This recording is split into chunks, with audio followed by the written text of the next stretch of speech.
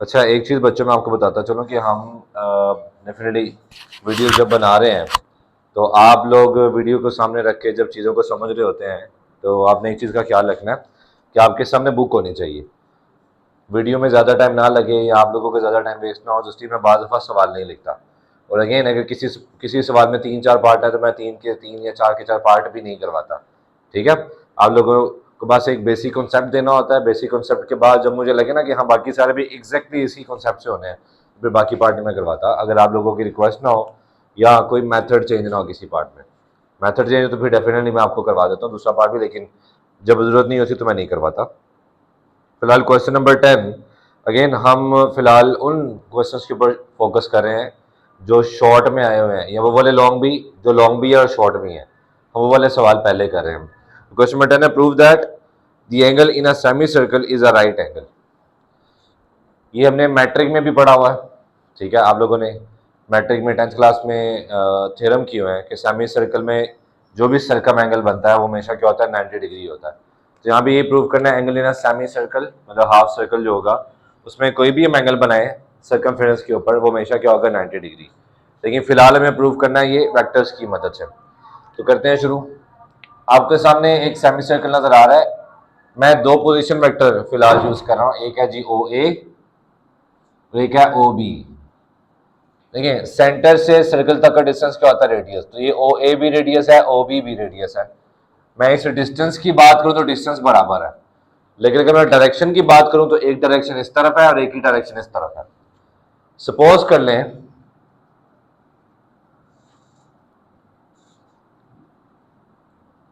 Radius is a, ठीक है, तो मैं ओ से ए, ये चूंकि डिस्टेंस ए है तो इसका मैं पोजीशन वेक्टर यूज कर लेता हूं ए, और ये भी चूंकि डिस्टेंस ए है लेकिन इस वेक्टर का ऑपोजिट डायरेक्शन में है, तो अगर ये ए वेक्टर है तो ये क्या होगा, वेरी गुड, माइनस ए वेक्टर।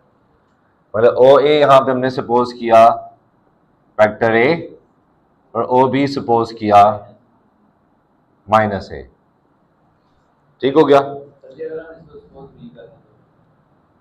बी सपोज कर लो, फिर ये बी हो जाएगा, ये माइनस बी हो जाएगा, कोई इशू नहीं।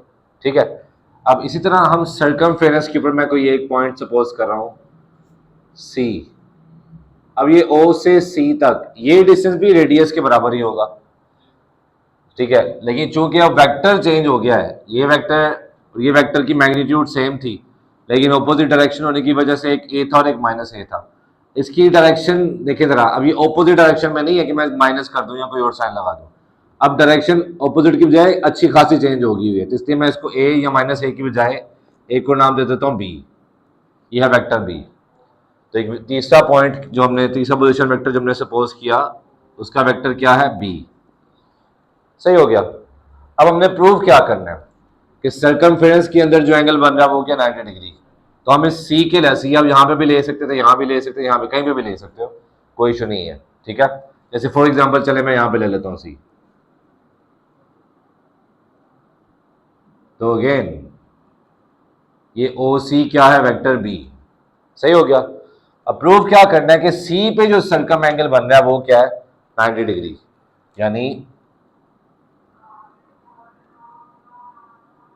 ये जो एंगल बन रहा है ये एंगल क्या है, 90 डिग्री। तो वेक्टर की मदद से कैसे प्रूव करेंगे, मैं पहले ए सी वैक्टर निकालता हूं फिर बी सी वैक्टर निकालता हूं। अगर दोनों वेक्टर्स का डॉट प्रोडक्ट 0 आ जाए तो इसका मतलब दोनों वेक्टर्स के दरमियान क्या एंगल है, 90 डिग्री। ये पीछे ही पढ़ के आए हैं पिछले वाले सवालों में कि अगर दो वेक्टर्स का डॉट प्रोडक्ट 0 हो तो वो दोनों वेक्टर्स क्या होते हैं, परपेंडिकुलर। अगर ये दोनों वेक्टर परपेंडिकुलर प्रूव हो जाते हैं तो इसका मतलब दरमियान में एंगल क्या है, 90 डिग्री। ओके, तो पहले वेक्टर ए सी और बी सी फाइंड करते हैं। नाउ ए सी कैसे फाइंड करूंगा, शाबाश, ओ सी माइनस ओ ए। अब ओ सी हमारे पास सी है और ओ ए क्या है, ए, ये ए सी आ गया। अब बी सी फाइंड करना, बी सी कैसे होएगा, ओ सी minus O B.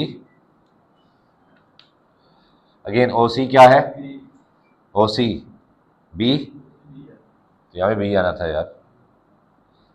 B minus O B क्या है, माइनस ए, ओ बी माइनस ए है, तो ये हो जाएगा बी माइनस माइनस प्लस ए, ये बी सी आ गया। अब मैंने ए सी और बी सी वैक्टर्स का परपेंडिकुलर प्रूफ करने के लिए क्या फाइंड करना है, डॉट प्रोडक्ट फाइंड करना है। नाउ ए सी डॉट बी सी, ये है वेक्टर ए सी और ये है वेक्टर बी सी, इनका मैं डॉट प्रोडक्ट लेने लगा हूं।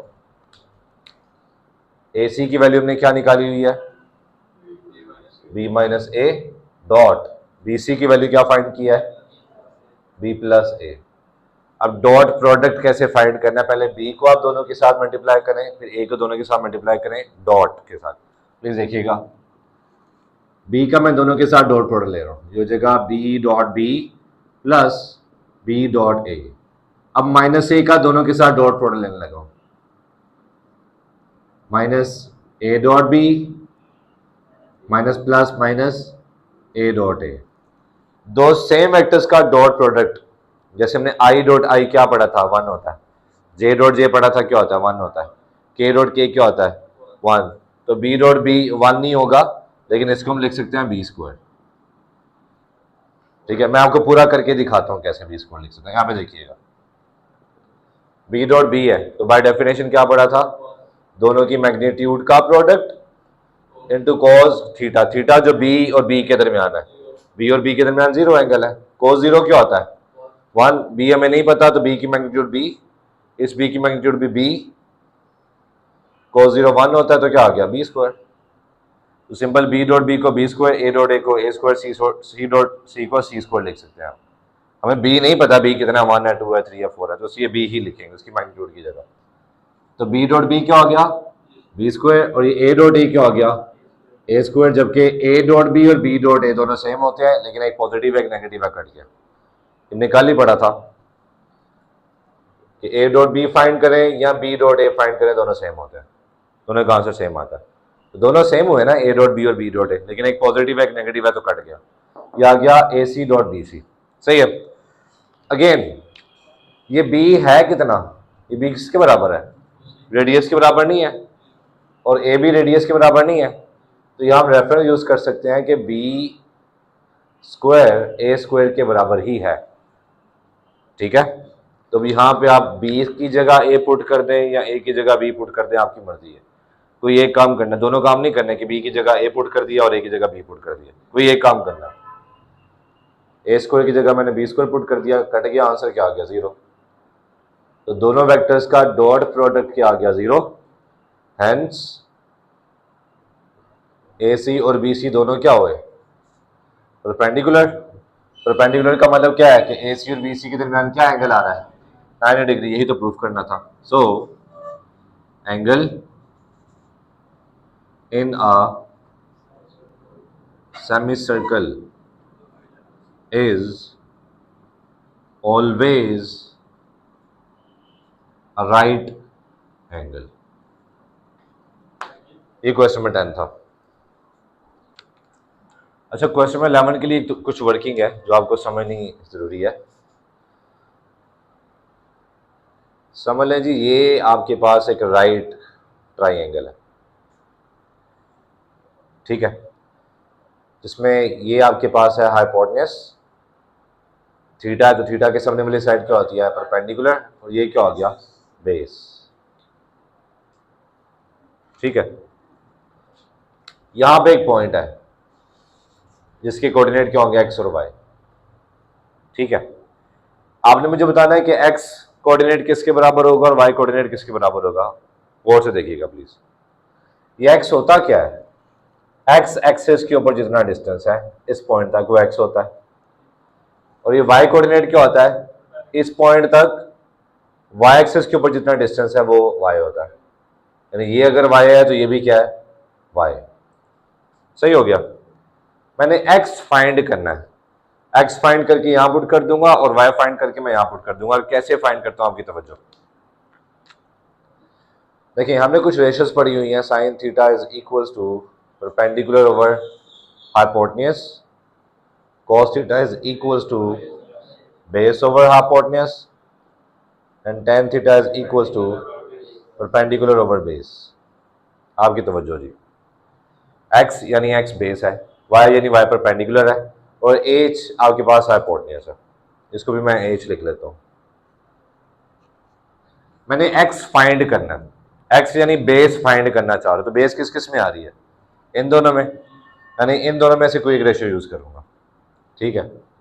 x फाइंड करना है और हाइपोटेन्यूज मुझे पता है, समझ लो ये है r, हाइपोटेन्यूज मुझे पता है, बेस फाइंड करना है और हाइपोटेन्यूज पता है, तो बेस और हाइपोटेन्यूज वाली रेशियो यूज करूंगा ना। बेस और हाइपोटेन्यूज किस में आता है, तो cos theta is equals to base over hypotenuse, cos theta is equal to base हमारे पास क्या है x, हाइपोटेन्यूज है r, तो x की वैल्यू क्या आ गई r cos थीटा, तो यहां x की जगह हम लिख देते हैं r cos थीटा, ठीक है। r समझ लो कि किसी भी पॉइंट का ओरिजिन से जो डिस्टेंस होता है ना उसे r ही कहते हैं, ठीक है। हाँ, रेडियस नहीं है, ये रेडियस नहीं है। आपको याद होगा आपने पोलर फॉर्म पढ़ी हुई है, ये जो फॉर्म होती है ये कार्टेशियन फॉर्म होती है, अगर इसको मैं r और थीटा में कन्वर्ट कर दूं तो ये पोलर फॉर्म होती है, ठीक है। मैं इसको पोलर फॉर्म में कन्वर्ट कर रहा हूं एक तरह से, ठीक है। अच्छा, x की जगह ये वैल्यू आ गई, अब मैं y निकालना चाह रहा हूं, तो y देखें यानी परपेंडिकुलर, परपेंडिकुलर फाइंड करना है। परपेंडिकुलर किस किस रेशियो में आ रहा है, इन दोनों में आ रहा है, ओके। इन दोनों में से कोई एक रेशियो हम यूज करेंगे। परपेंडिकुलर हमने फाइंड करना है और r यानी हाइपोटेन्यूज हमें गिवन है, तो परपेंडिकुलर और हाइपोटेन्यूज किस में आते हैं, sin theta is equals to perpendicular over hypotenuse, sin theta as it is, perpendicular क्या है y और हाइपोटेन्यूज क्या है r, r इधर आके मल्टीप्लाई हो गया, तो y कंपोनेंट हमारे पास आ गया r sin theta, r sin theta. मैंने कार्टेशियन फॉर्म को पोलर फॉर्म में जब कन्वर्ट किया तो x कंपोनेंट क्या होगा r cos थीटा और y कंपोनेंट क्या होगा r sin थीटा, ठीक है। ये आपको कहीं पे भी नहीं आएगा, बस आपको मैंने थोड़ी वर्किंग करवाई है कि आप पूछ सकते थे सर ये r cos थीटा ही क्यों लिखा है x की जगह, y की जगह r sin थीटा ही क्यों लिखा है, ये चीज होगी, ये अब आपको पता होना चाहिए, याद होना चाहिए कि x कंपोनेंट को जब हमने पोलर फॉर्म में कन्वर्ट करना है तो r cos थीटा, जिसमें r क्या है हाइपोटेन्यूज, और y कंपोनेंट क्या है r sin थीटा। अब यहाँ पे एक चीज देखिएगा, मैं कुछ चीजें चेंज कर रहा हूँ, अगर यहां मैंने थीटा की जगह अल्फा लिखा होता तो फिर थीटा की जगह क्या आ जाता, very good, r cos alpha r sin alpha, और अगर r की बजाय ये लेंथ हमारे पास होती है 2, तो 2 cos अल्फा 2 sin अल्फा, अगर ये लेंथ 1 होती तो 1 cos अल्फा यानी cos अल्फा, 1 sin अल्फा यानी sin अल्फा, समझ आ रही है ना। लेकिन ये चीज फिक्स है कि r cos थीटा और r sin थीटा ही रहेगा, यहां पे आप r sin थीटा लिखेंगे, यहां पे r cos लिख देंगे तो काम खराब हो जाएगा। शुरू करें अब, इसको लगाएं जी साइड पे, हम चल रहे हैं क्वेश्चन नंबर 11 की तरफ। 11 में हमने प्रूव करना है cos alpha plus beta cos alpha cos beta minus sine alpha sign beta के बराबर होता है, ये प्रूव करना। तो इसको प्रूव करने के लिए याद रखिएगा हम प्रूव करने लगे हैं अल्फा प्लस बीटा के लिए, तो अल्फा प्लस बीटा के लिए आपने कोस का फॉर्मूला प्रूव करना है या साइन का फॉर्मूला प्रूव करना है, डायग्राम सेम होगी। अल्फा अल्फा माइनस बीटा के लिए जब प्रूव करने लगेंगे तो अल्फा माइनस बीटा की डायग्राम डिफरेंट होगी। फिलहाल अल्फा प्लस बीटा की डायग्राम कैसे बनेगी, आपकी तवज्जो,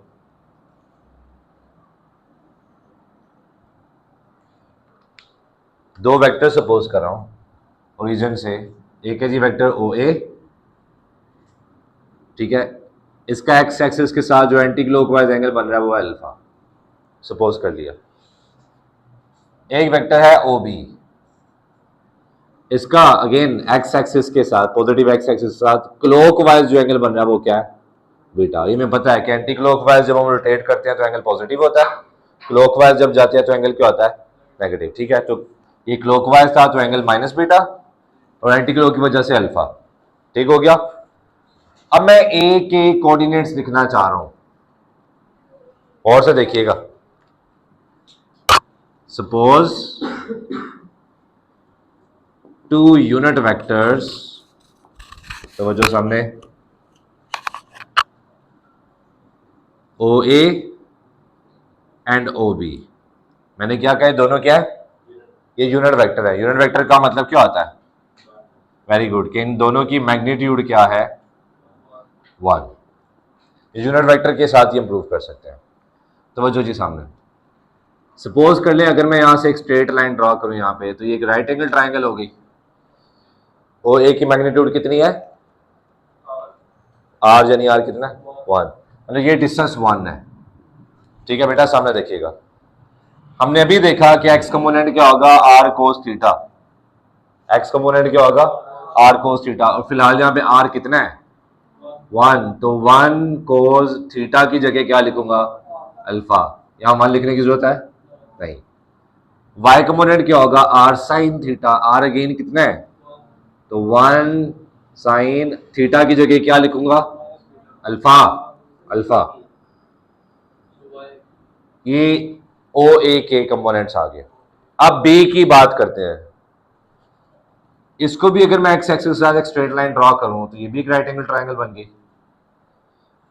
अब ये आर है, 90 डिग्री के सामने हाइपोटेन्यूज होता है, ये आर है, और ओ बी कितना है हमारे पास, तो ये भी 1 है।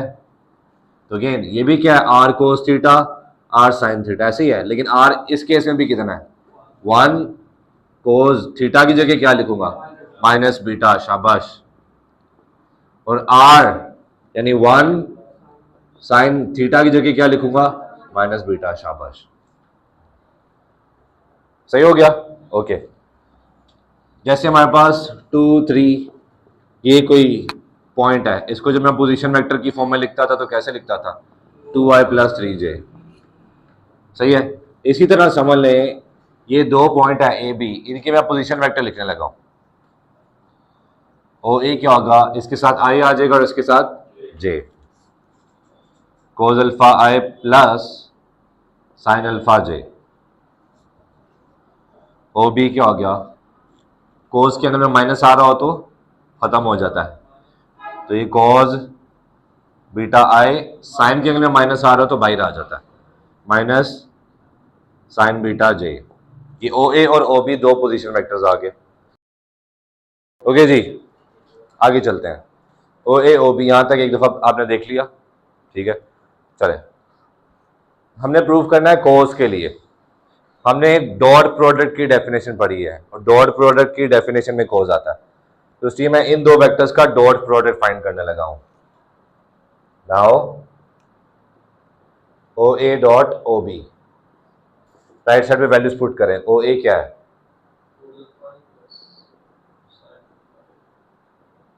डॉट, ओ बी क्या है,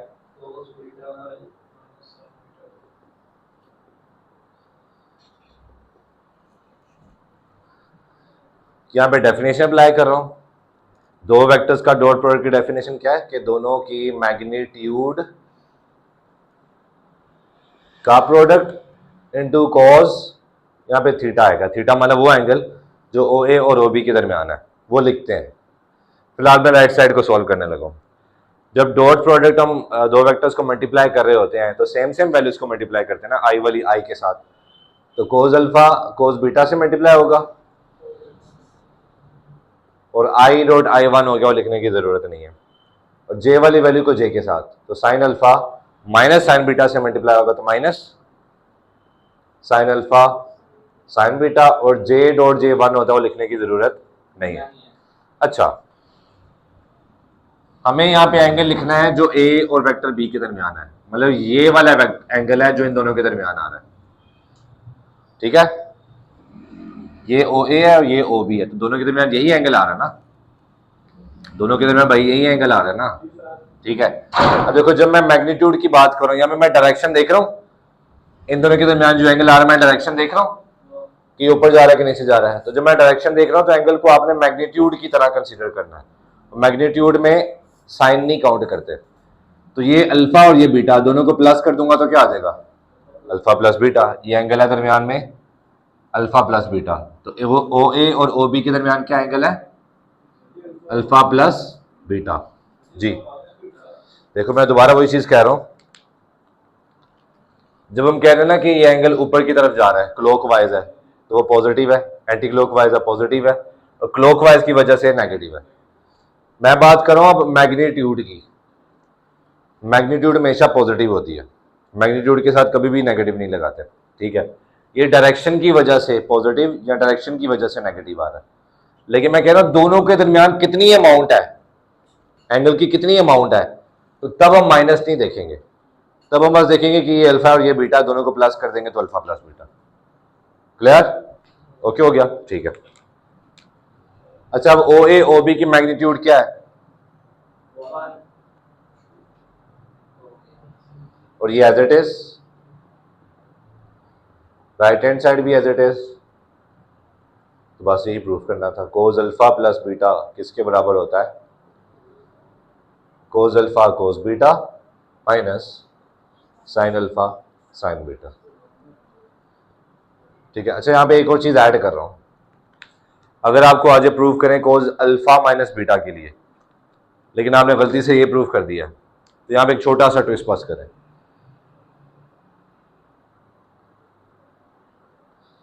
बीटा को सपोज कर दें, मतलब पुट कर दें या रिप्लेस कर दें माइनस बीटा के साथ, क्या होगा देखिएगा जरा।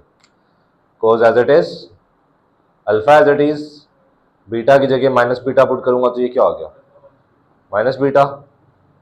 कोस अल्फा कोस बीटा की जगह minus beta, minus sine alpha sign beta की जगह minus beta. Cos alpha cos के एंगल में अगर नेगेटिव वैल्यू आ जाए तो खत्म हो जाती है, साइन के एंगल में माइनस आ जाए तो वो बाहर आ जाता है, तो माइनस माइनस प्लस।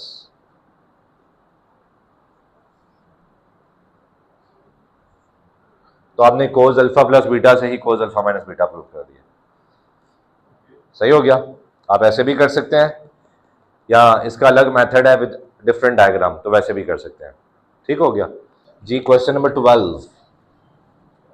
12 के 4 पार्ट है, और 4 पार्ट में एक ही डायग्राम हम जो है यूज करेंगे, वो एक ही दफा मैं बनाऊंगा। लेकिन डेफिनेटली आपको पेपर में आएगा तो कोई एक पार्ट ही आएगा। अब डायग्राम पहले बना लेते हैं। कह रहे जी prove that in triangle ABC, फिलहाल ये पहले 2 पार्ट सेम है और अगले 2 पार्ट सेम है। ठीक है, डायग्राम पहले देख लें। वेक्टर की फॉर्म में मैं क्लोज्ड ट्राइंगल बना रहा हूं, वेक्टर की फॉर्म में। समझ लें ये एक वेक्टर है, फिर ये एक वेक्टर है, और ये एक वेक्टर है। इसे आप कहते हैं, सपोज कर लें वेक्टर ए, यहाँ पहले नाम दे देते हैं, वर्टेक्स को नाम दे रहा हूँ ए बी सी। तो बी के सामने स्मॉल ए, हाँ स्मॉल बी, और ए के सामने स्मॉल ए, और सी के सामने स्मॉल सी। ठीक हो गया। कल भी मना किया था नाखून ना खाया करो यार। ये है वेक्टर बी, ये सॉरी एंगल बी, ये है एंगल सी, और ये है एंगल ए। हम जो काम करने लगे उसके लिए हमें ये वाला एंगल चाहिए।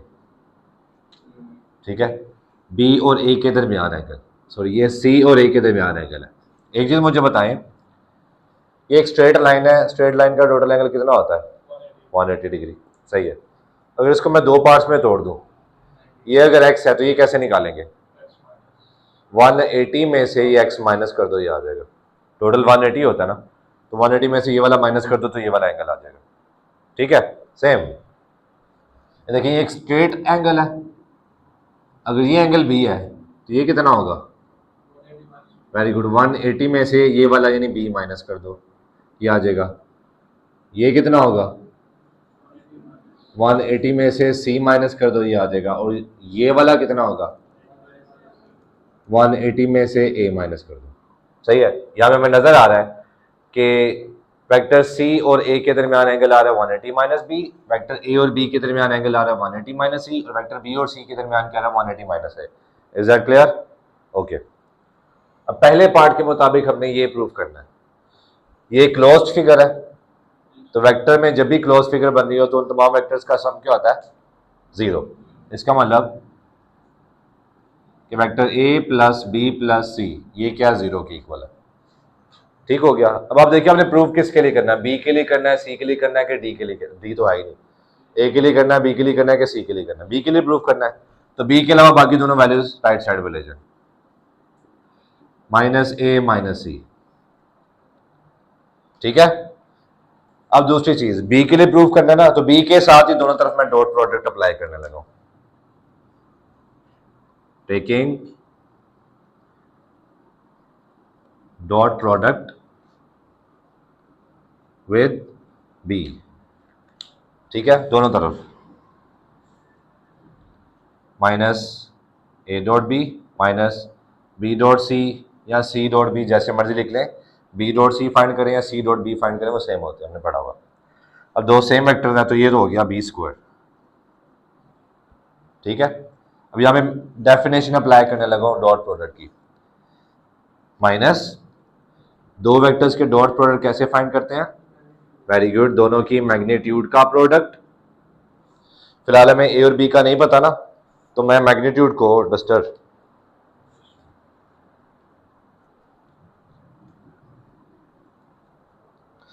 तो मैं ए की मैग्नीट्यूड को सिंपल ए के साथ लिख रहा हूं। देखिए मैंने वेक्टर वाला सिंबल नहीं लिखा। और बी की मैग्नीट्यूड सिंपल बी। दोनों की मैग्नीट्यूड का प्रोडक्ट cos थीटा। थीटा मतलब वो एंगल जो ए और बी के दरमियान आ रहा है। तो ए और बी के दरमियान क्या एंगल आ रहा है? वेरी गुड, 180 माइनस सी। सही हो गया। अब इसकी बारी, माइनस एज इट इज। इनके ऊपर भी डॉट प्रोडक्ट की डेफिनेशन अप्लाई करें। दोनों की मैग्नीट्यूड यानी बी सी, फिर cos थीटा। थीटा मतलब वो एंगल जो बी और सी के दरमियान आ रहा है। तो बी और सी के दरमियान क्या आ रहा है? 180 माइनस ए। सही हो गया, माइनस ए बी। आपको अलाइट एंगल वाला कॉन्सेप्ट तो याद होगा? याद है? चलो अगर नहीं भी याद तो फिलहाल हम ये काम करते हैं। कोस अल्फा माइनस बीटा का फॉर्मूला तो याद होना चाहिए ना। Cos alpha cos beta plus sine alpha sign beta. मैं इसकी वैल्यू निकालना चाह रहा हूं, तो अल्फा की जगह मैं 180 पुट कर देता हूं, बीटा की जगह सी पुट कर देता हूं। अल्फा की जगह 180, बीटा की जगह सी पुट कर देता हूं। अब कोस 180 क्या होता है? -1। कोस सी हमें नहीं पता, तो कोस सी ऐसे ही रहेगा। साइन 180 क्या होता है? जीरो की वजह से ये सारा जीरो हो गया, तो वो जीरो वाली टर्म मैं नहीं लिख रहा। यानी इसका आंसर क्या आया? माइनस कोस सी। तो इसकी जगह मैं लिख रहा हूं माइनस कोस सी। सी बड़ा लिखिएगा, ठीक है। Minus B C same. अगर यहां भी सी लिखा होता 180 माइनस सी, तो इसका आंसर भी क्या आता? माइनस कोस सी आता। बस फर्क क्या है? सी की जगह बस ए लिखना है। तो अगेन क्या आंसर आ गया? Minus cos A. Minus minus A B cos C, minus minus B C cos A. हमने जो प्रूव करना है उसमें बी स्क्वायर नहीं बी चाहिए। देखिए इन सब में से बी कॉमन आ रहा है, तो बी कॉमन लेके कटिंग कर लें या सबको बी से डिवाइड कर दें। Divide by B. B equals, इसको बी से डिवाइड किया बी खत्म, इसको बी से डिवाइड किया बी खत्म। यही प्रूफ करना था। ये हमने बी के लिए प्रूफ किया है। दोबारा देखिएगा, बी के लिए प्रूफ किया था, इसलिए मैंने बी की बजाय बाकी दोनों वैल्यू दूसरी तरफ ले गया और बी के साथ ही डॉट प्रोडक्ट लिया। अगर सी के लिए प्रूफ करना होता तो सी की बजाय बाकी दोनों वैल्यू दूसरी तरफ चली जाती और सी के साथ ही डॉट प्रोडक्ट लेता, बाकी सारा काम वही है। अगर ए के लिए प्रूफ करना होता तो फिर ए इस तरफ और बाकी दोनों वैल्यूज दूसरी तरफ, और ए के साथ ही डॉट प्रोडक्ट लेते हैं हम, बाकी सारा काम वही है। क्लियर हो गया? अच्छा, अब इसके अगले दो पार्ट जो थोड़े से डिफरेंट है, वो इसके लिए डायग्राम हम यही वाली यूज करेंगे, ठीक है। चारों पार्ट्स में सेम डायग्राम यूज होगी। शुरुआत उसकी भी ऐसी ही होनी है कि चूंकि क्लोज फिगर है, तो तीनों वेक्टर्स का सम क्या होगा? 0। सेम वैसे ही हम अप्रोच करेंगे। किसके लिए प्रूफ कर रहे हैं? सी के लिए। तो सी की वैल्यू निकाल लें, बाकी दोनों वैल्यूज इस तरफ आके क्या हो जाएंगी? इसको मैं ऐसे लिख सकता हूँ, माइनस कॉमन लेके इसको आप 1 कह दो। देखिए हमने अब सेम चीज तो प्रूव नहीं करनी ना, कुछ और है, तो इसमें भी अब थोड़ी सी अप्रोच डिफरेंट होगी, थोड़ा सा मेथड डिफरेंट होगा।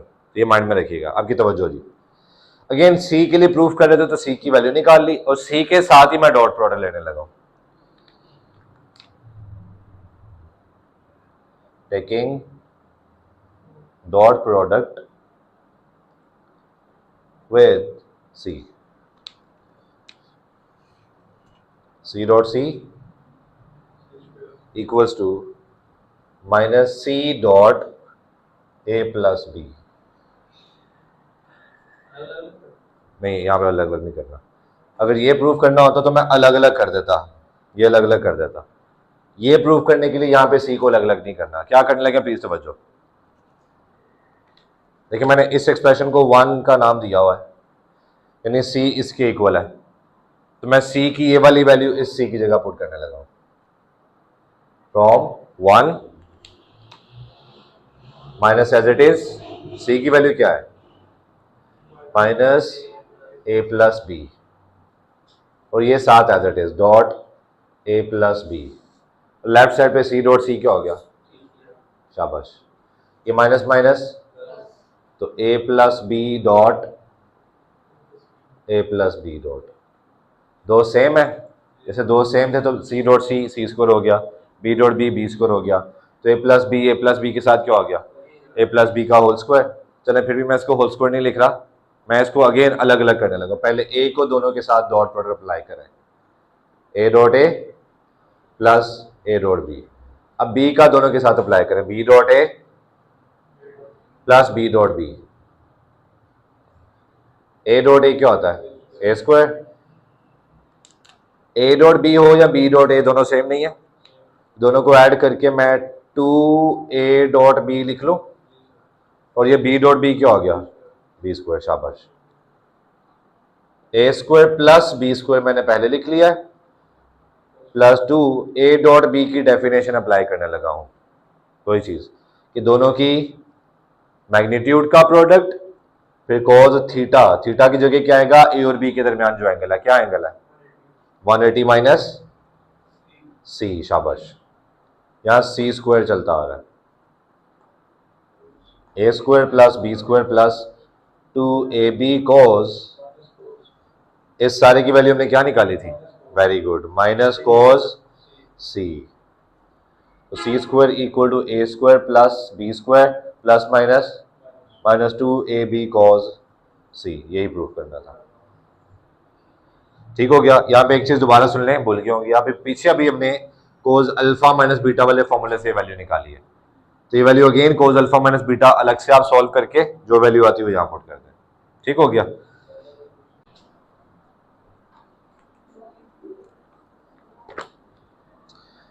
ओके बच्चों, exercise 7.4 question number 1, compute the cross product A cross B and B cross A and check your answer by showing that each a and b is perpendicular to a cross b and b cross a। Checking वाला जो काम है ना, ये हमें करने की जरूरत नहीं है, ये पूछा भी नहीं जाएगा, बस हम a क्रॉस b या b क्रॉस a फाइंड करने लगे हैं। तो वजह सामने रखिएगा बेटा, डॉट प्रोडक्ट, ये पहला प्रोडक्ट था, मैंने कहा था हम इस चैप्टर में 3 प्रोडक्ट पढ़ेंगे, डॉट प्रोडक्ट जिसे स्केलर प्रोडक्ट भी कहते हैं क्योंकि उसका आंसर एक स्केलर क्वांटिटी आती है। अभी दूसरा प्रोडक्ट हम पढ़ने लगे हैं क्रॉस प्रोडक्ट। अब ये एक वेक्टर क्वांटिटी है क्योंकि इसका आंसर वेक्टर की फॉर्म में आता है। सही हो गया। अब ये फाइंड कैसे करना है, ए क्रॉस बी फाइंड करना है। ये अब हम ऐसे नहीं लिखेंगे ब्रैकेट्स में, ये डिटर्मिनेंट की फॉर्म में लिखा जाता है। इसको फाइंड करने का तरीका क्या है, डिटर्मिनेंट बनाएंगे, सबसे पहली रो में आएगा ये तीनों पोजीशन वेक्टर्स आई जे के लिखने हैं।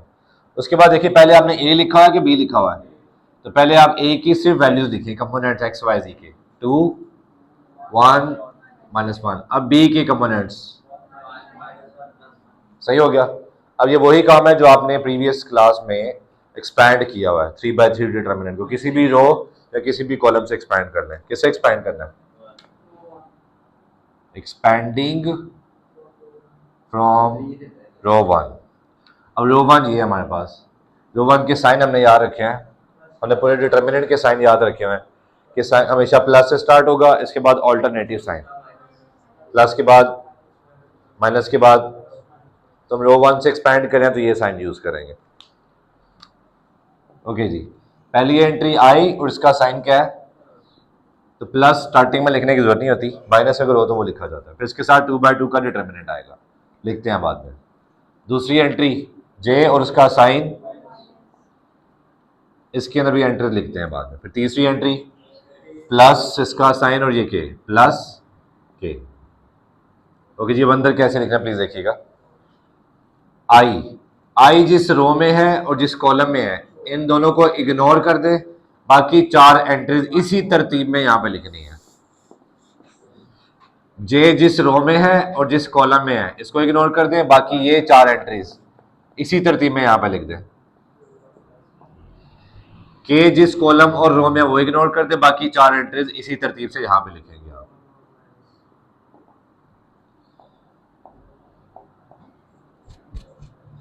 पहले हमेशा इन दोनों को मल्टीप्लाई किया जाता है, 1 इंटू 1 1, उसके बाद हमेशा दरमियान में माइनस आएगा, हमेशा दरमियान में।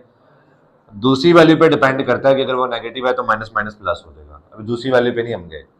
अब इन दोनों को मल्टीप्लाई करें, -1 इंटू -1 1, लो जी, माइनस जे 2, हमेशा माइनस, मल्टीप्लाई करें -1 तो -1 की वजह से माइनस माइनस प्लस 1,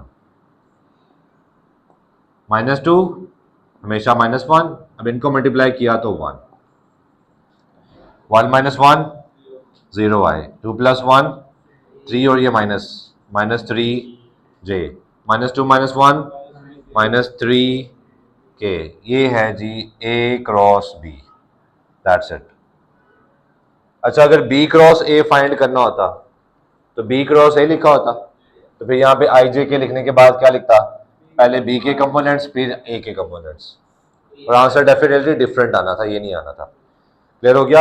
यहाँ पे एक चीज देखिएगा, हमने डॉट में पढ़ा था कि A डॉट B फाइंड करें या B डॉट A फाइंड करें, दोनों का आंसर सेम आता है।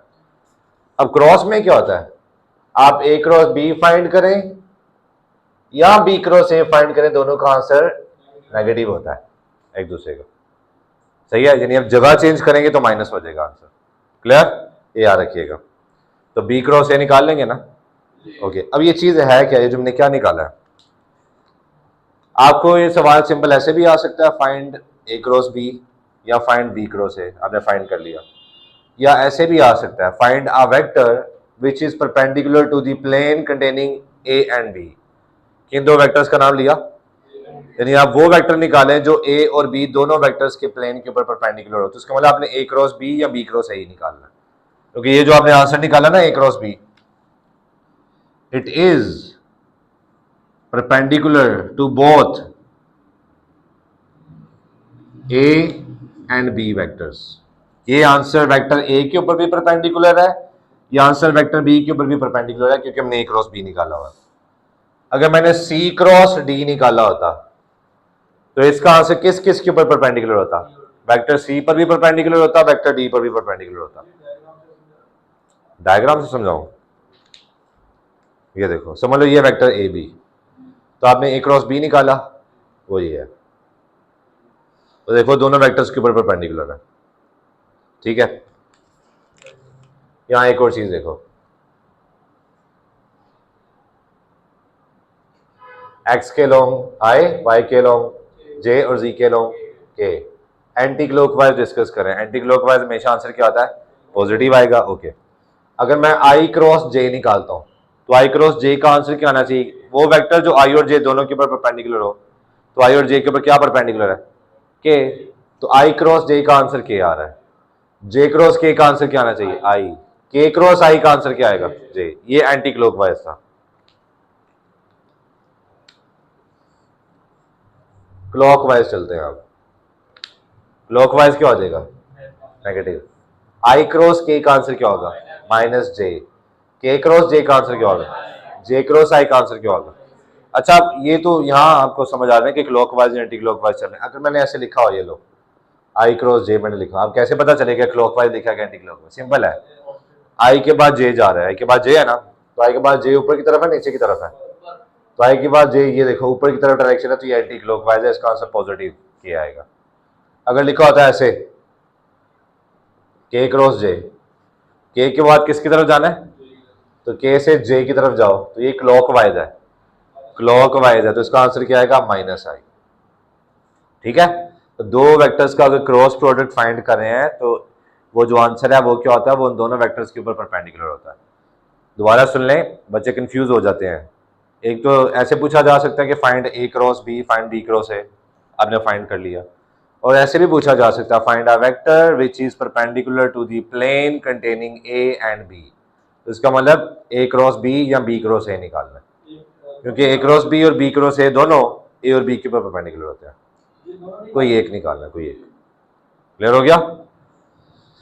क्वेश्चन नंबर 2 की तरफ चल रहे हैं हम। ओके जी, क्वेश्चन नंबर 2 स्टार्ट करने से पहले अगेन कुछ चीजें हैं जो समझनी जरूरी है। बच्चों सामने आपको याद होगा हमने ए डॉट बी की डेफिनेशन से कोस थीटा का फॉर्मूला निकाला था।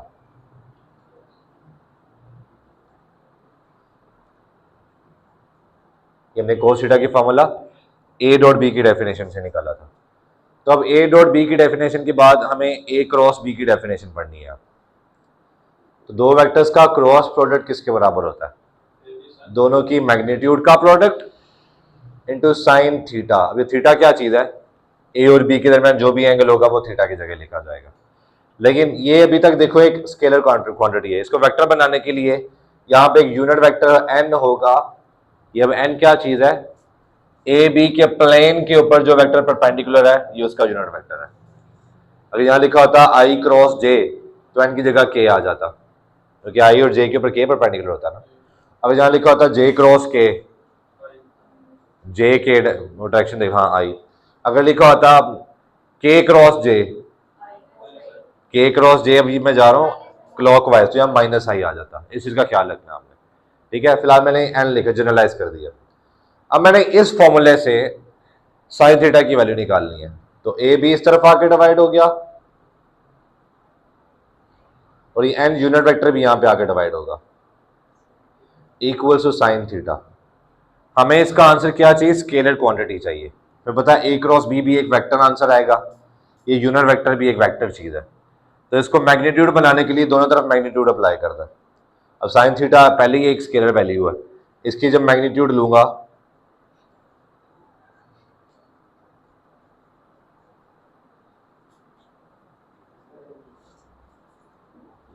देखिएगा ये पहले एक स्केलर वैल्यू है, इसकी जब मैग्नीट्यूड लूंगा तो साइन थीटा ही रहेगा। इसको हमें ऐसे लिखना पड़ेगा क्योंकि ये वेक्टर क्वांटिटी है, तो इसकी मैग्नीट्यूड हमें फाइंड करनी पड़ेगी।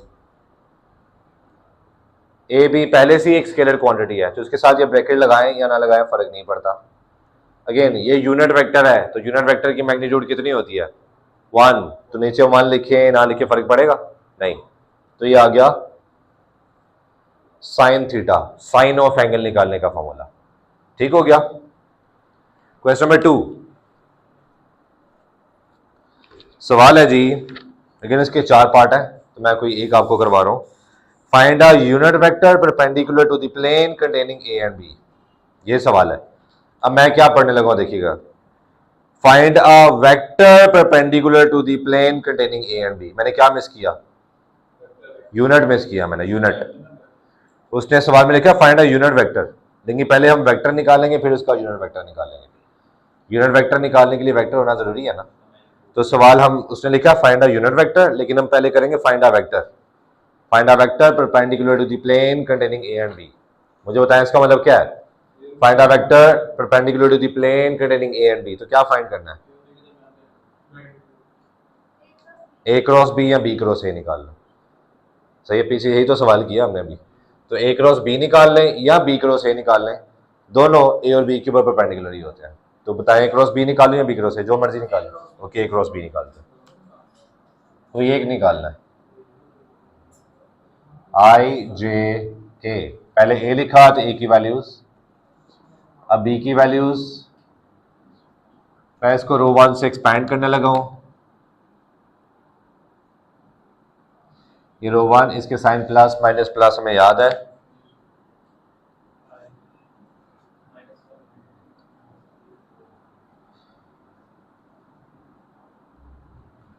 आई जिस रो कॉलम में वो इग्नोर, ये 4 एंट्रीज। जे जिस कॉलम और रो में इग्नोर, ये 4 एंट्रीज इसी तरतीब में। के जिस कॉलम और रो में इग्नोर, ये 4 एंट्रीज इसी तरतीब में।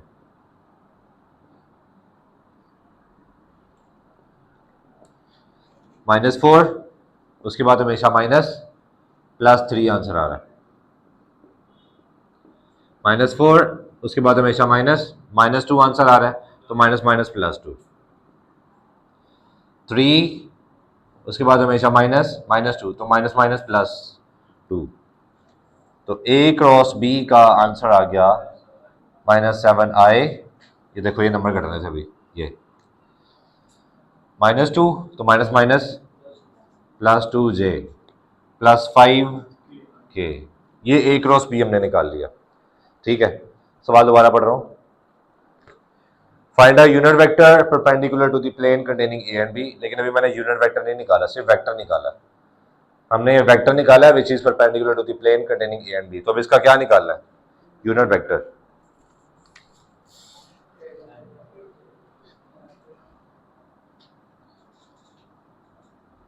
फॉर यूनिट वेक्टर क्या डेफिनेशन है जी? Vector over its magnitude,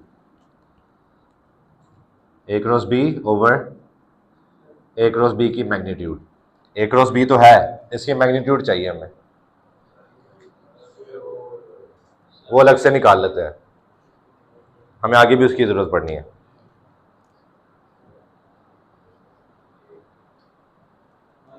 -7 square, calculator निकालें। 49 प्लस 2 का स्क्वायर 4 और 5 का स्क्वायर 25, 78। पक्की बात है, मैं कोई नहीं देख रहा, मैं कैलकुलेट कोई नहीं कर रहा, ये आप लोग लिखवा रहे हो मुझे। और ये A क्रॉस B आ गया ना, हो यूनिट वेक्टर निकाल रहे हैं हम। ठीक है, तो क्या था? वेक्टर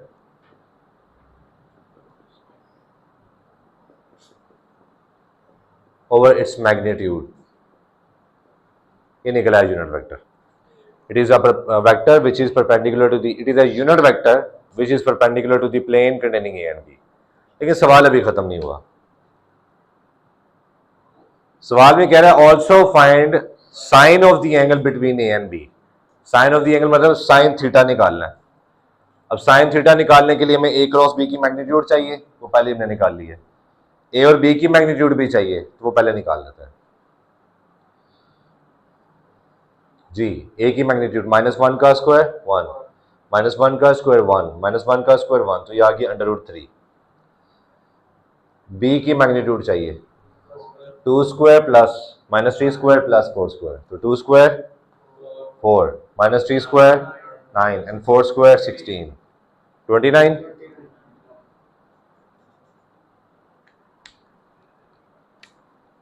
क्या फाइंड करना है? साइन ऑफ एंगल, और वो किसके बराबर है? A क्रॉस B की मैग्नीट्यूड ओवर A और B की मैग्नीट्यूड।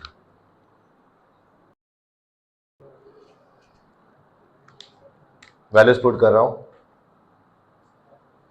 A क्रॉस B की मैग्नीट्यूड क्या है?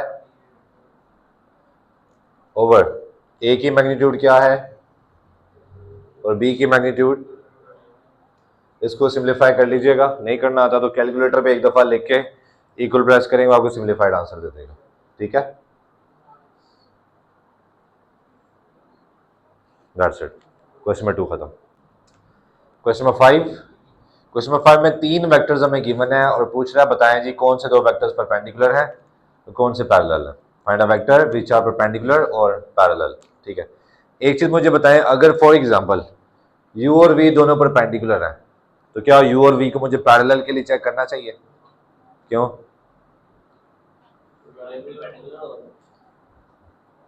एक चीज याद रखिएगा कि 2 वेक्टर्स अगर पैरेलल हैं तो पैरेलल ही हैं, ये नहीं कि पैरेलल भी है और आगे से जाके परपेंडिकुलर हो जाएंगे, ऐसा नहीं है। ठीक है, अगर 2 वेक्टर्स पैरेलल हैं तो वो पैरेलल नहीं है और परपेंडिकुलर नहीं हो सकते, और अगर 2 वेक्टर्स परपेंडिकुलर हैं तो वो परपेंडिकुलर हैं, तो उनको पैरेलल के लिए चेक करने की जरूरत नहीं है।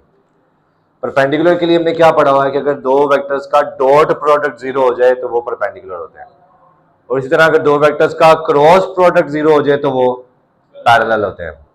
फिर भी हम कुछ चीजें देख लेते हैं। बाय डेफिनेशन आई जे के, आई क्रॉस जे फाइंड करते हैं, आपकी तवज्जो जी। बाय डेफिनेशन दोनों की मैग्नीट्यूड, फिर साइन थीटा, आई और जे के दरमियान क्या एंगल आ रहा है? 90, और यूनिट वेक्टर क्या है जो इन दोनों के ऊपर परपेंडिकुलर है? के। डेफिनेशन अप्लाई कर रहा हूं। ठीक है, अब आई और जे की मैग्नीट्यूड है 1, साइन 90 क्या होता है 1, तो आई क्रॉस जे का आंसर क्या आ रहा है? के। सही हो गया, यानी आई क्रॉस जे का आंसर के आ गया, के क्रॉस आई का आंसर जे, जे क्रॉस के का आंसर आई, ये पीछे जो हमने डिस्कस किया था। अब मैं फाइंड करने लगा हूं आई क्रॉस आई, दोनों की मैग्नीट्यूड का प्रोडक्ट, दोनों के दरमियान एंगल आ रहा है 0, और आई के ऊपर क्या, कौन सा वेक्टर परपेंडिकुलर है, जे भी और के भी है। एक तो ये कंफ्यूजन आ गई, ऊपर से साइन जीरो जीरो होता है, तो जीरो की वजह से सारा क्या हो जाएगा, तो आई क्रॉस आई जीरो, जे क्रॉस जे जीरो, के क्रॉस के जीरो, यानी दो सेम वेक्टर्स का क्रॉस प्रोडक्ट क्या होता है, जीरो। यानी दो पैरेलल वेक्टर्स का क्रॉस प्रोडक्ट क्या होता है, जीरो। और दो परपेंडिकुलर वेक्टर्स का डॉट प्रोडक्ट क्या आएगा, जीरो, जीरो। ठीक है, दो वेक्टर्स अगर परपेंडिकुलर है तो उनका डॉट प्रोडक्ट जीरो होगा, दो वेक्टर्स अगर पैरेलल है तो उनका क्रॉस प्रोडक्ट जीरो होगा। ठीक है, तो यहाँ हम ये कर सकते हैं कि देखते हैं कि किन दो वेक्टर्स का डॉट प्रोडक्ट जीरो आ रहा है, वो दोनों पैरेलल होंगे, और किन दो वेक्टर्स का क्रॉस प्रोडक्ट जीरो आ रहा है वो पैरेलल होंगे, और जिन दो वेक्टर्स का डॉट प्रोडक्ट जीरो आ रहा है वो परपेंडिकुलर होंगे। अच्छा, पैरेलल के लिए और भी एक और भी आसान तरीका है जो पीछे हमने सवाल में किया था, मैं आपको पहले वो आसान तरीका बताता हूँ। आपके सामने W लिखा हुआ है, W में से मैं -π/2 कॉमन ले रहा हूं, तीनों में से। इसमें से -π/2 कॉमन लिया तो क्या रह गया, I। इसमें से -π/2 कॉमन लिया तो पाई तो कॉमन आ गया, 2 की कमी है, 2 डिवाइड करना पड़ेगा नीचे, 2 नीचे से आ रहा है ना। ये लो यार, और आसान तरीके से समझा देता हूँ, ये लो देखो, इसका पहले आप एलसीएम लो, एलसीएम क्या आ रहा है, 2 -π -2π +π। ठीक है भाई, अब कॉमन ले लो, क्या कॉमन आ रहा है, -π ऊपर से कॉमन आ रहा है, और ये नीचे से 2 तो वैसे ही बाहर आ जाएगा, तो बाकी क्या रह गया, माइनस कॉमन लिया है, साइन चेंज कर दो,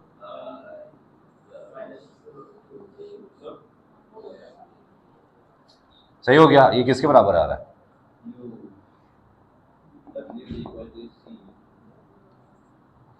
कि हमने पीछे क्लासेस में पढ़ा नहीं है, किसी वेक्टर में से कोई स्केलर वैल्यू कॉमन लेने से वो दूसरे वेक्टर के बराबर आ जाए तो वो दोनों वेक्टर्स क्या होते हैं, पैरेलल। तो हम इस तरह भी पैरेलल प्रूव कर सकते हैं, अगर आप क्रॉस प्रोडक्ट लेना चाह रहे हैं तो तब भी प्रूव हो जाएगा। मैं रिकमेंड करूंगा ये आसान मेथड से कर लो। Hence W is parallel to U, इसको थोड़ा हाईलाइट कर दीजिएगा। अब W और U दोनों परपेंडिकुलर हो सकते हैं, नहीं ना, तो इनका परपेंडिकुलर वाला आपने चेक नहीं करना। परपेंडिकुलर के लिए दो कॉम्बिनेशन है, या तो V और W परपेंडिकुलर हो सकते हैं, या U और V परपेंडिकुलर हो सकते हैं। तो ये रफ वर्क करके देख लो, किन दो को मल्टीप्लाई करने से जीरो आ रहा है, बस वही शो कर देंगे आप। जैसे मैं पहले दो को मल्टीप्लाई करता हूँ, जैसे डॉट प्रोडक्ट मल्टीप्लाई करते हैं, सेम सेम वैल्यूज, 1 को -1 से मल्टीप्लाई किया, 2 को 1 से मल्टीप्लाई किया, -1 को 1 से मल्टीप्लाई किया, तो माइनस, ये तो जीरो आ रहा है, इसका मतलब U और V दोनों परपेंडिकुलर होंगे, तो बस U डॉट V करके दिखा दो। Also U dot V check कर रहा हूं, चेक हमने पहले ही कर लिया, मैं एग्जामिनर को थोड़ी दिखाना है, एग्जामिनर को जो दिखाना है वो हम लिख रहे हैं।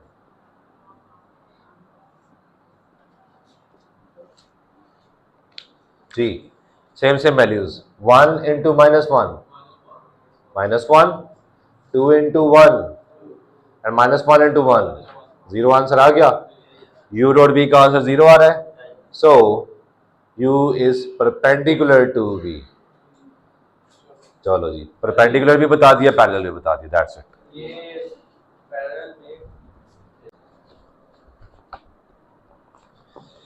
अच्छा, आप लोगों की आसानी के लिए मैं फर्स्ट पार्ट भी डिस्कस कर रहा हूं।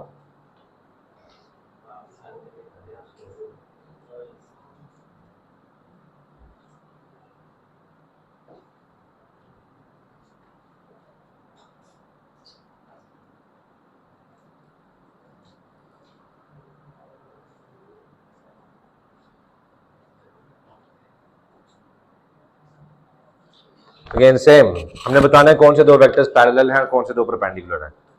देखिए, इसमें से अगर मैं -15 कॉमन लूं, हाँ -3 अगर कॉमन लो, 15 तो कॉमन आ ही नहीं रहा, तो 5i माइनस कॉमन ली, -j + k, साइन भी चेंज हो जाएगी क्योंकि नेगेटिव वैल्यू कॉमन ली है। तो ये वेक्टर देखिए, ये लिखा हुआ है, तो W -3 कॉमन लेने से, देखिए, तो इसका मतलब ये दोनों वेक्टर्स क्या होंगे, तो W और U दोनों क्या होंगे, parallel. So W is parallel to U। Also अब परपेंडिकुलर का बताना है, तो अगेन थोड़ा रफ वर्क कर लेते हैं। अब ये दोनों पैरेलल है, मतलब ये दोनों परपेंडिकुलर नहीं हो सकते, तो डब्ल्यू डॉट यू चेक करने की जरूरत नहीं है, लेकिन डब्ल्यू डॉट वी या वी डॉट यू चेक करने की जरूरत है। तो रफ में देख लेते हैं, जो जीरो आएगा बस वही करके दिखा देंगे। पहले इन दोनों को चेक करते हैं। 5 इंटू जीरो जीरो, -1 -5, ये जीरो नहीं आ रहा, ठीक है। अब u और w चेक नहीं करना, v और w चेक करते हैं।